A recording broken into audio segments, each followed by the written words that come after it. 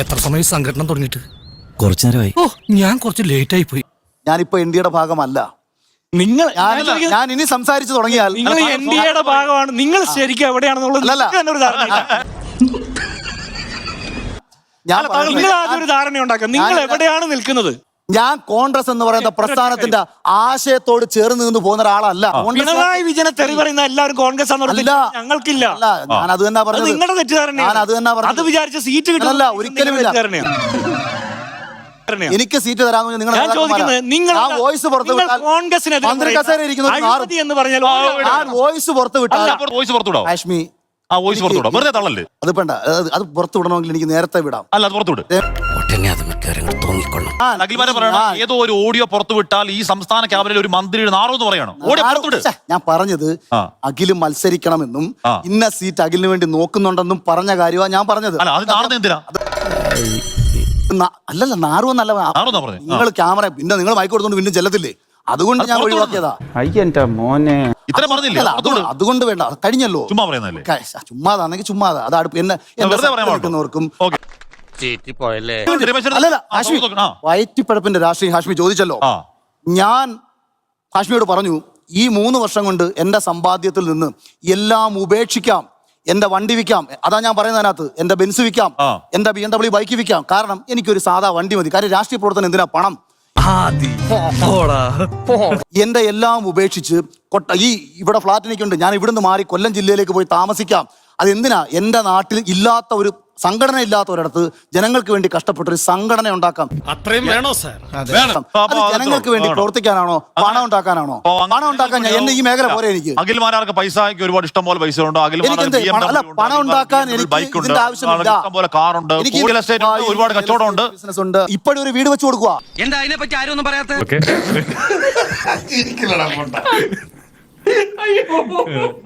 അദ്ദേഹത്തിന് ദുബായിൽ real estate ഉണ്ട്, ബെൻസ് ഉണ്ട്, കാറുണ്ട്, അതുണ്ട്. അപ്പൊ എനിക്ക് ഇത് ഉപേക്ഷിക്കാൻ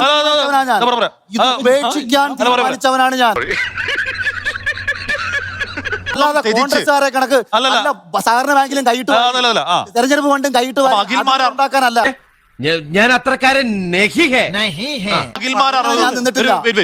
അപ്പൊ അഖിൽമാർ ഗാന്ധി എതിർക്കുന്ന ആളാണെങ്കിൽ കൂടിയും അഖിൽമാർ ബെൻസ് വിറ്റ്, BMW ബൈക്ക് വിറ്റ്, സകലതും വിറ്റ് ജനത്തിന്റെ സേവനത്തിന് വേണ്ടി അർദ്ധനഗ്നനായ ഫക്കീറെ ഇറങ്ങാൻ തീരുമാനിച്ച ആളാ. സംശയമൊന്നുമില്ലല്ലേ? ഇങ്ങോട്ട് വന്നേ നീ, എന്നിട്ട് ഇങ്ങോട്ട് താങ്കൾ കുറെ മറ്റേ കൊട്ടാരക്കര മത്സരിപ്പിച്ച ആള് NSSന്റെ പൈസ വാങ്ങിയിട്ടൊക്കെ മത്സരിപ്പിച്ചെന്ന് പറയും. അപ്പൊ അതിന്റെ പേരിൽ രാഷ്ട്രീയത്തോടുള്ള താല്പര്യം കൊണ്ട് ആശയപരമായിട്ട് താങ്കൾ അതിന്ന് വിട്ട് മത്സരിക്കാൻ വന്ന എവിടെയാ? BJPയുടെ ഇന്ന് 40 കോടി രൂപ മേടിച്ച് 19 സ്ഥാനാർത്ഥികളെ മത്സരിച്ചു കൊടുത്തു. അതിന്റെ പണം കിട്ടാത്തത്, വീതം കിട്ടാത്തത് കൊണ്ട് താങ്കൾ അയാളെ തെറി പറഞ്ഞിട്ട് പുറത്തേക്ക്.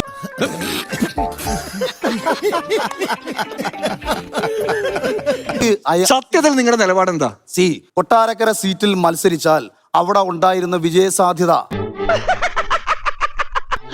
ഈശ്വര, ഇവിടെ ആരില്ലല്ലോ ഇതൊന്ന് പറഞ്ഞു ചിരിക്കാനായിട്ട്. വിജയസാധ്യത, അതായത് സ്വതന്ത്രനായി മത്സരിക്കാൻ തീരുമാനിച്ച എനിക്ക് ഒരു സ്വതന്ത്ര ചിഹ്നത്തിൽ മത്സരിക്കാൻ കിട്ടിയ അന്തരീക്ഷം ജയിക്കുമെന്നുള്ളത് നിങ്ങളുടെ ആഗ്രഹം. പക്ഷെ ഞാൻ ചോദിക്കുന്നത്, നിങ്ങളുടെ ബെൻസ് വിൽക്കാനും കാർ വിൽക്കാനും ഒക്കെ താല്പര്യപ്പെട്ട് നിങ്ങൾ വെറുതെ നടന്ന് രാഷ്ട്രീയ പ്രവർത്തനം നടത്താൻ ആള് പണത്തിന്റെ വിഹിതം കിട്ടിയില്ല, അല്ലെങ്കിൽ നഷ്ടം നികത്തിയില്ല, സ്ഥാനം കിട്ടിയില്ല, എന്തിനാണ് സ്ഥാനം കിട്ടിയില്ല എന്ന് പറഞ്ഞ് നിങ്ങൾ എന്തിനാ വഴക്കൂടി? അങ്ങനെ പറഞ്ഞു എവിടെ പറഞ്ഞു? Actually,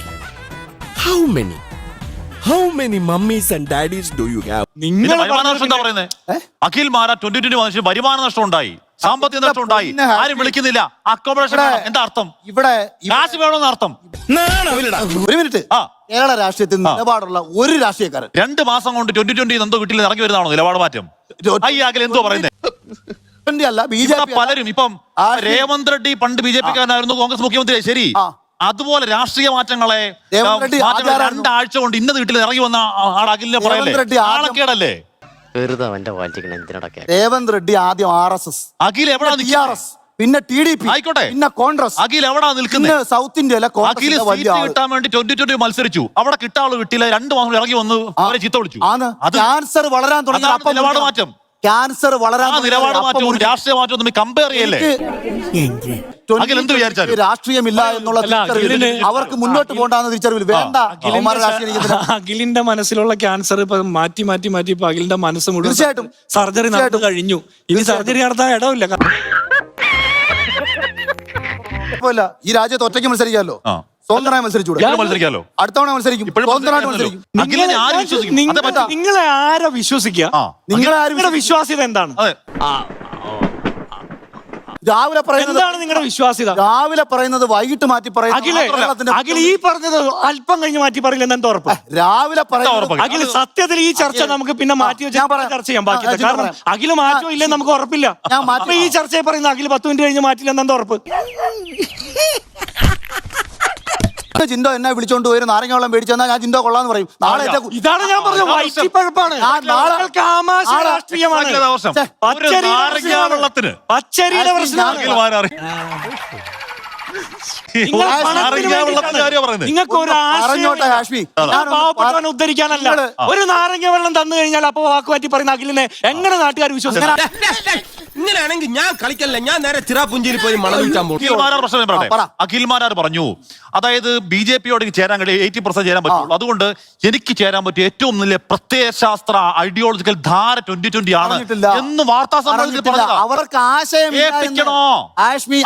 കേൾപ്പിക്കണോ? ഒന്ന് പ്ലേ ഇവൻ എന്നെ കൊണ്ട് പോകുള്ളെന്ന് തോന്നുന്നു. ഞാൻ വീണ്ടും പറയാം, ആ പറഞ്ഞത് അഖിൽമാരാർ സാവുമായി തർക്കോടെ ഇറങ്ങി പോവാണ്. 2020 ആശയം പറഞ്ഞേ. അഖില പറഞ്ഞ അഖിലല്ലേ അവിടെ ഉണ്ടായിരുന്നേ? ചോദിച്ച ആൾക്ക് ഞാൻ പോയിട്ട് പിന്നീട് എന്തെങ്കിലും വരാം. ഐഡിയോളജി എന്ന് പറഞ്ഞ 2020 അല്ലെന്ന് ഈ രാജ്യത്തെ ഏതൊരു സ്വതന്ത്രം ഭാവിയിലെ കേരളം എന്താകണം എന്നുള്ളതിന്റെ ഒരു മിനിയേച്ചർ വേർഷനാണ് കിഴക്കമ്പലത്ത് 2020 കാണിച്ചത്. അപ്പം സാബു ജേക്കബിന്റെ വിഷനും 2020യുടെ കാഴ്ചപ്പാടും ഈ രീതിയിൽ വരുമ്പോൾ എന്നെ കണക്ക് ചിന്തിക്കുന്ന ഒരാൾക്ക് ഏറ്റവും മികച്ച രീതിയിൽ പ്രവർത്തിക്കാനും ചേരാനും ഇതല്ലാതെ മറ്റൊരു രാഷ്ട്രീയ ആശയം നിലവിൽ കേരളത്തിൽ ഇല്ല. ഇതിലെന്തോ കുഴപ്പം? തൊലിക്ക് നല്ല കട്ടിയാണല്ലോ. 2020 ഐഡിയോളജി അഖിൽ ഇപ്പൊ യോജിക്കുന്നുണ്ടോ? എടാ 2020യുടെ ഐഡിയോളജിയോട് എനിക്കൊരു എതിർപ്പില്ലെന്ന്. ഒരു കുഴപ്പമില്ല. ഞാൻ എന്തുകൊണ്ട് 2020 മാറി? സാബു പൈസ കിട്ടാത്തതുകൊണ്ടും പദവി കിട്ടാത്തതുകൊണ്ടും മാറി വന്നിട്ട് സാബുവിന്റെ ആശയത്തോട് യോജിപ്പുണ്ട്, കാശ് കിട്ടാത്തതുകൊണ്ട് യോജിപ്പില്ല. 2020ക്ക് രാഷ്ട്രീയമായി മുന്നോട്ട് പോകാൻ താല്പര്യമില്ല. അതാണ് എന്റെ മെയിൻ പ്രശ്നം. അല്ലെങ്കിൽ പിള്ളേച്ചൻ നുണ പറയുന്നതായിരിക്കും. അവർക്ക് സംഘടന ചലിപ്പിക്കണ്ട. അവർ ഈ കഴിഞ്ഞ 3 മാസത്തിനിടയ്ക്ക് ഒരു രാഷ്ട്രീയ അഭിപ്രായവും പറഞ്ഞിട്ടില്ല, ഒരു രാഷ്ട്രീയ ഇടപെടലും. അവർ അതിനു മുമ്പ് രാഷ്ട്രീയ അഭിപ്രായം പറഞ്ഞു. ഇതാണ് കറക്റ്റ് പോയിന്റ്. ഈ രാജ്യത്തെ മനുഷ്യരെ ബാധിക്കുന്ന ഏത് വിഷയത്തിൽ അവർ രാഷ്ട്രീയം പറഞ്ഞിട്ടില്ല. അതുകൊണ്ടാണ് ഇന്നലെ വരെ ഞാൻ പറഞ്ഞത്. അതുകൊണ്ടാണ് മാത്രമാണ് അത് തിരിച്ചറിഞ്ഞത്. പറഞ്ഞോട്ടെ ഒരു മിനിറ്റ്, പോവല്ലേ കാശ്മീർ പറഞ്ഞോട്ടെ. എണീറ്റ് വരണ്ടേയിരുന്നു. ഇവർക്ക് കിഴക്കമ്പലത്തിന് അപ്പുറത്തേക്ക് രാഷ്ട്രീയമില്ല. ഇവരുടെ രാഷ്ട്രീയം വ്യാപിപ്പിക്കാൻ ഇവർക്ക് യാതൊരു ഉദ്ദേശവുമില്ല. അല്ലെങ്കിൽ ഞാൻ 2021 എന്റെ പൊന്ന് ഹാഷ്മി, ഒരു കാര്യം പറയുന്നു, ഒന്ന് കേട്ടിട്ട് മറുപടി പറ. അത് കണ്ടിട്ടാണോ താങ്കൾ പോയി മത്സരിച്ചത്? എന്നെ അങ്ങ് തല്ലി കൊല്ലി.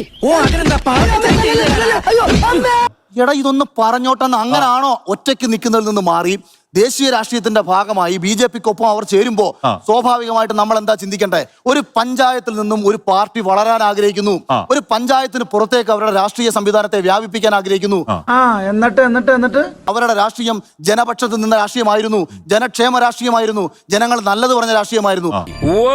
ആ രാഷ്ട്രീയത്തിനൊപ്പം കൂടുകയും ഇന്ത്യ ദേശീയതയ്ക്കൊപ്പം നിൽക്കുകയും ചെയ്യുക എന്ന കാഴ്ചപ്പാട് കൊണ്ടാണ് ഞാൻ പോയത്. അത് വ്യക്തമാണ്. എന്ന് പറഞ്ഞാൽ NDA-ക്കൊപ്പം ചേർന്നപ്പോഴേക്കും 2020 BJP പോലൊരു ദേശീയ പ്രസ്ഥാനം വളരാൻ പോകുന്നു. അഖിൽ തെറ്റിദ്ധരിച്ചു. 2 മാസം കൊണ്ട് തെറ്റിദ്ധാരണ മാറി. തെറ്റിദ്ധാരണ മാറിയേണ്ട കാര്യമൊക്കെ നമുക്കറിയാലോ. അഖിൽ തന്നെ പറഞ്ഞിട്ടുണ്ട്. അഖില് കൊടുങ്ങല്ലൂരും തൃപ്പൂണിത്തറയാണ് BJP-ക്ക് ഏറ്റവും കൂടുതൽ വർക്ക് ചെയ്ത് വർക്കർമാരും സംവിധാനമുള്ള ഒരു സ്ഥലം. തൃപ്പൂണിത്തറ കിട്ടാത്തതിലാണ് അഖിലിന്റെ വിഷമമുണ്ടായത്. സ്വാഭാവികം.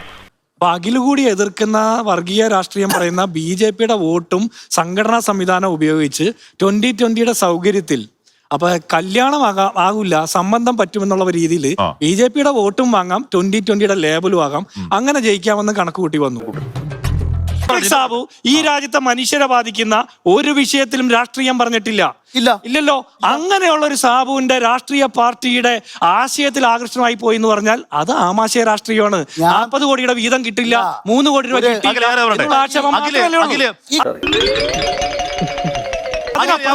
പദവിയും പണവും അല്ലാതെ എന്താ നിങ്ങളുടെ പ്രശ്നം? ഈ പദവി എന്തിനാ? പദവി എന്തിനാ? താങ്കൾ ആലോചിച്ച കൊല്ലം ജില്ലാ പഞ്ചായത്ത് പദവി ഇല്ലാതെ പ്രവർത്തിക്കാൻ അറിയാമെന്ന് താങ്കൾ കൊല്ലം ജില്ലാ ഇല്ലാത്ത പദവി ഇല്ലാതെ പ്രവർത്തിക്കാൻ താങ്കൾക്ക് പാർട്ടിയുടെ അറിയാമെന്നാണ് പറഞ്ഞത്. ഇല്ലാത്ത ജില്ലാ കമ്മിറ്റിയുടെ ജില്ലാധ്യക്ഷൻ ചോദിച്ചിട്ട് താങ്കൾ ചോദിക്കുക എന്തിനാ പദവി എന്ന്? എന്തിനാ പദവി? എന്തിനാ പദവി? താങ്കൾ പറ. എനിക്ക് പദവി വേണമെന്നേ. എനിക്ക് ഈ നാടിന് എന്തെങ്കിലും ചെയ്യണമെങ്കിൽ പദവി- സത്യത്തിൽ നിങ്ങൾക്ക് എന്താ നിങ്ങൾ അതമനെ. പാടുന്നത്? നേരത്തെ പറഞ്ഞു പദവി ഞാൻ വേണ്ട. പറഞ്ഞുതരാം. പദവി ഇല്ലാതെ പ്രവർത്തിക്കും. ഇപ്പൊ പറയുന്നു പദവി വേണം. വെറുതെ ആൾക്കാരെ കൊണ്ട് ചിരിപ്പിക്കണ്ട. പദവി എന്ന് പറയുന്നത് അധമന് പദവി രാഹുൽ ഗാന്ധിക്ക് കിട്ടിയണക്കാവൂ. പദവി അർത്ഥവൽക്കരിക്കണമെങ്കിൽ കിട്ടുന്ന പദവിയെ ഏറ്റവും മനോഹരമായ രീതിയിൽ ഉപയോഗിക്കണം. അമ്മാവൻ ചൊറിഞ്ഞൊറിഞ്ഞ് തല്ലു വെച്ച് കൂട്ടുന്നു. ഇന്ത്യ മഹാരാജ്യത്ത് കോൺഗ്രസ് ഈ ഉപ്പുവച്ച കലം പോലെ ഇല്ലാതാക്കിയിട്ട് അങ്ങനെ വീണ്ടും വീണ്ടും മഹാനാണെന്ന് പറയുന്നിടത്തല്ല. മോശപ്പെട്ട കോൺഗ്രസിൽ രാഹുൽ ഗാന്ധി പ്രതിപക്ഷ നേതാവായിരിക്കുന്ന കോൺഗ്രസിൽ 3 മാസം മുമ്പ് സ്ഥാനാർത്ഥിയാവാൻ നോക്കിയ ആളാണ്. ഉളുപ്പ് വേണ്ട. കിട്ടിയല്ലോ ഇവിടെ ഇരി. ഈ അധമനായ രാഹുൽ ഗാന്ധിയുടെ പാർട്ടി ചോദിച്ചുകൊണ്ട് നടന്ന താങ്കളാണ് പറയുന്നത് രാഹുൽ ഗാന്ധി എന്റെ മാറ്ററേ അല്ല. ഇങ്ങനെ നാറാനൊരു ചങ്കൂറ്റം വേണം കേട്ടാ. എനിക്ക് വരയ്ക്കാനുള്ള ഒരു ചുവര്, നിൽക്കാനുള്ള ഒരു ചുവര് മാത്രമാ. ഞാൻ വരച്ചോളാം. ഈ പറഞ്ഞ അധമന് പദവി വേണ്ടി രാഹുൽ ഗാന്ധിക്ക് ഇടുന്ന അധമന് പദവി എന്ന് പറയുകയും കോൺഗ്രസ് കാൻഡിഡേറ്റ്ഷിപ്പ് ആഗ്രഹം ചെയ്യും. അഖില രാഷ്ട്രീയം പ്രത്യയശാസ്ത്രമല്ല, ആമാശയമാണെന്ന് പറയാണ്. ഇതിന്റെ കറക്റ്റാണ്. 100% ഞാൻ യോജിക്കുന്നു. ഗാന്ധിയും നെഹ്റുവും പട്ടേലും അംബേദ്കറും അല്ലെങ്കിൽ കരുണാകരനും ഉമ്മൻചാണ്ടി രാഹുൽ ഗാന്ധി ഒന്നും ബിഗ് ബോസിൽ പോയി രാഷ്ട്രീയക്കാരായതല്ല. അവരൊക്കെ ജനങ്ങളുടെ ഇടയിൽ പ്രവർത്തിച്ച താങ്കൾ സൗകര്യം പോലെ നിലപാട് മാറ്റി പറഞ്ഞ് പണത്തിന്റെ പങ്കുപറ്റാൻ കിട്ടാതെ വന്നപ്പോ വഴക്ക് കൂടി പുറത്തു വന്നു. ആഴ്ചയിൽ പാർട്ടി മാറി. മഴക്കാറ് മാറുമ്പോ മുന്നണി മാറുന്ന പരിപാടിയല്ല. വല്ല കാര്യമുണ്ടോ? എന്തിനാണ് ഇങ്ങനെ മനസ്സിലായില്ലേ? സന്ദീപ് വാര്യർ ഏത് പാർട്ടിയിലായിരുന്നു? സന്ദീപ് വാര്യർ വന്ന കോൺഗ്രസ് വന്നിട്ട് കോൺഗ്രസിൽ ഉറച്ചു നിന്നു. നിലപാടുണ്ട്, നിലപാടിൽ ഉറച്ചു. ഞാൻ ഏത് പാർട്ടിയിലായിരുന്നു? താങ്കൾ ഏത് പാർട്ടിയിലാണ്? താങ്കൾക്കറിയോ? താങ്കൾ ഇപ്പൊ ഏത് പാർട്ടിയിലാണ്? താങ്കൾ ഏത് പാർട്ടിയാണ്? ജിൻഡോ പറയുന്നത് താങ്കൾ ഇപ്പൊ മാറുമെന്ന് എനിക്കറിയില്ല. താങ്കൾ മെസ്സേജ് ഇട്ട് പാർട്ടി മാറിക്കളയും. ഞാൻ ഏത് പാർട്ടിയിലായിരുന്നു? താങ്കൾ ഇപ്പൊ വേണമെങ്കിൽ മെസ്സേജ് ഇട്ട് ഞാൻ ഏത് പാർട്ടിയിലായിരുന്നു? ഏത് പാർട്ടിയിലാണ്? എവിടുന്ന് മാറി വന്നു? ഞാൻ എവിടുന്ന് മാറി വന്നു? താങ്കൾ ഏത് പാർട്ടിയിലാണ്? ആർക്കും അറിയില്ല. ഏത് പാർട്ടിയിലാണ്? അഖിൽ മാരാറോ ജിൻഡോയ്ക്കോ ആർക്കും അറിയില്ല. അറിയത്തില്ല. എന്നോട് ചോദിച്ചു. താങ്കൾക്ക് അറിയാത്ത കാര്യം താങ്കൾ എന്നോട് ചോദിച്ചു. ഞാൻ എങ്ങനെ പറയാം? താങ്കളുടെ പാർട്ടി, താങ്കളുടെ ഐഡിയോളജി താങ്കൾക്ക് അറിയാതെ എന്നോട് ചോദിക്കുന്നു. ഒരു മിനിറ്റ്. അരവിന്ദ് കെജ്രിവാളിന്റെ ആശയം എന്താ? അരവിന്ദ് കെജ്രിവാളിന്റെ അഖിൽ മാരാരുടെ ആശയം പറയുന്നു. അഖിൽ മാരാരോട് ചോദ്യം ചോദിക്കുമ്പോ രാഹുൽ ഗാന്ധി, നെഹ്റു, അംബേദ്കർ, അരവിന്ദ് കെജ്രിവാൾ നാണമില്ലേ? ഏത് പാർട്ടിയാ? നിങ്ങൾ എത്ര പാർട്ടി മാറി? എന്താ നിങ്ങളുടെ രാഷ്ട്രീയ നേതാവിനെ തെരഞ്ഞെടുക്കണം. ഈ പാർട്ടിയിലാണെങ്കിൽ ആളും പേരും ഇല്ല. ആ സമയത്ത് ഈ ആളും പേരും പാർട്ടിയുടെ കൊട്ടാരക്കരയിലെ സ്ഥാനാർത്ഥിയാകാൻ മനക്കോട്ട കെട്ടി വന്ന ആരാണ് പറയുന്നത്? പാർട്ടിയിലെ ആളും പേരും ആണോ ഇല്ല പറയാനായിട്ട്? ആളില്ലാ പാർട്ടിയെ കോൺഗ്രസിന്റെ കൊട്ടാരക്കര സീറ്റ് മോഹിക്കുക, എന്നിട്ട് കിട്ടാതെ ആളില്ലാ പാർട്ടിയെ 2020 ആ സ്ഥാനാർത്ഥിയാവാൻ വേണ്ടി കെഞ്ചുക. ഈ എന്തൊരവസ്ഥ! എല്ലാരും കൈവച്ചല്ലോ. ഇനി ആർക്കും പരാതിയില്ലല്ലോ. തൽക്കാലം ഇത്രയും മതി. വരട്ടെ.